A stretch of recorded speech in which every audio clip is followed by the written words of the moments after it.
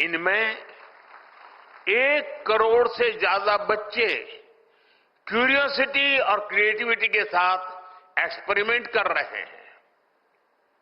और आपको ये जानकर खुशी होगी कि इन लैब्स की सफलता को देखते हुए हम 25,000 नई अटल टिंकरिंग लैब भी बनाने जा रहे हैं।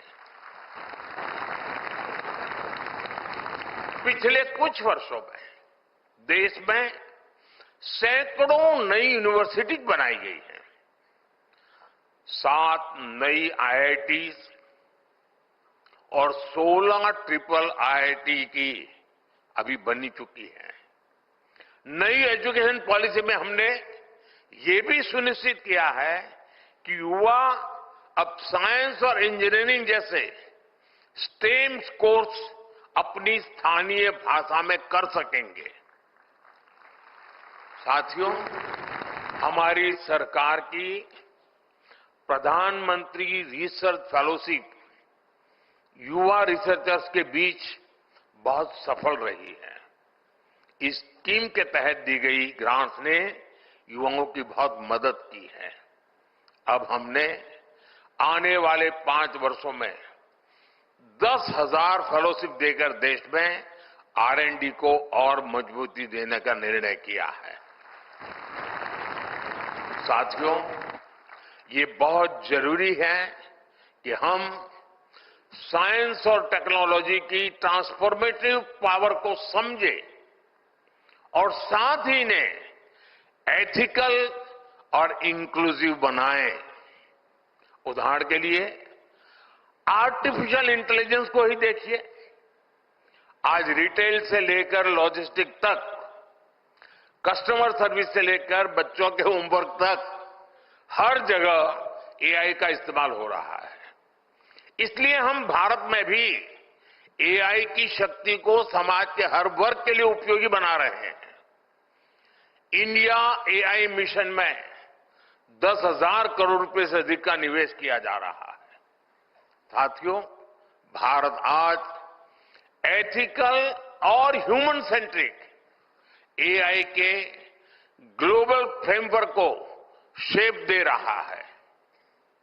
हमारा आने वाला एआई गवर्नेंस फ्रेमवर्क इस दिशा में एक बड़ा कदम होगा।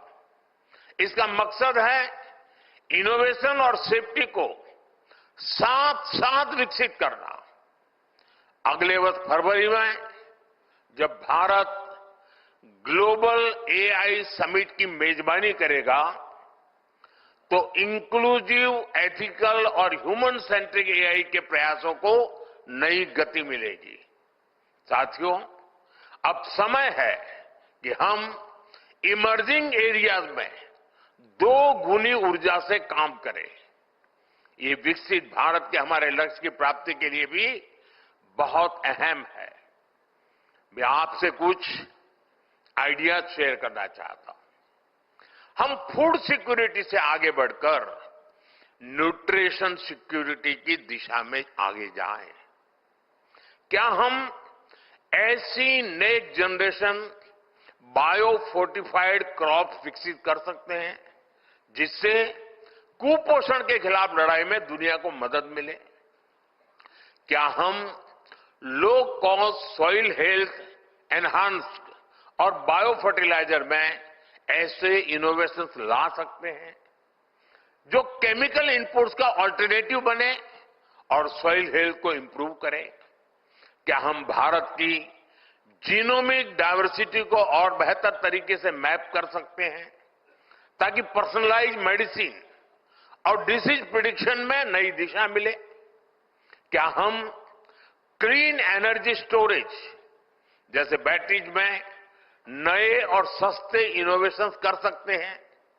हर क्षेत्र में हमें ये देखना चाहिए कि किन क्रिटिकल इनपुट्स के लिए हम दुनिया पर निर्भर है और कैसे उनमें आत्मनिर्भरता हासिल की जा सकती है। साथियों, मुझे विश्वास है कि आप सभी साइंस और टेक्नोलॉजी की दुनिया से जुड़े लोग इन सवालों से भी आगे जाकर नई संभावनाएं खोजेंगे। अगर आपके पास आइडियाज है तो मैं आपके साथ हूं। हमारी सरकार रिसर्च को फंड और साइंटिस्ट को अपॉर्चुनिटी देने के लिए ही पूरी तरह प्रतिबद्ध है। मैं ये भी चाहूंगा कि इस कॉन्क्लेव में एक कलेक्टिव रोडमैप तैयार हो। मुझे पूरा भरोसा है ये कॉन्क्लेव भारत की इनोवेशन जर्नी को एक नई ऊंचाई पर ले जाएगी। आपको एक बार फिर मेरी बहुत बहुत शुभकामनाएं हैं। जय विज्ञान, जय अनुसंधान। बहुत बहुत धन्यवाद।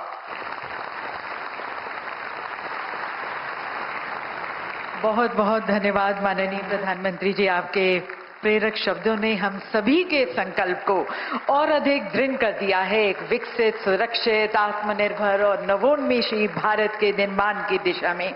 और आपके नेतृत्व में, आपके दिशा निर्देश में यकीनन हम जय विज्ञान और जय अनुसंधान का जो सपना है आपका, उसे हम साकार करेंगे।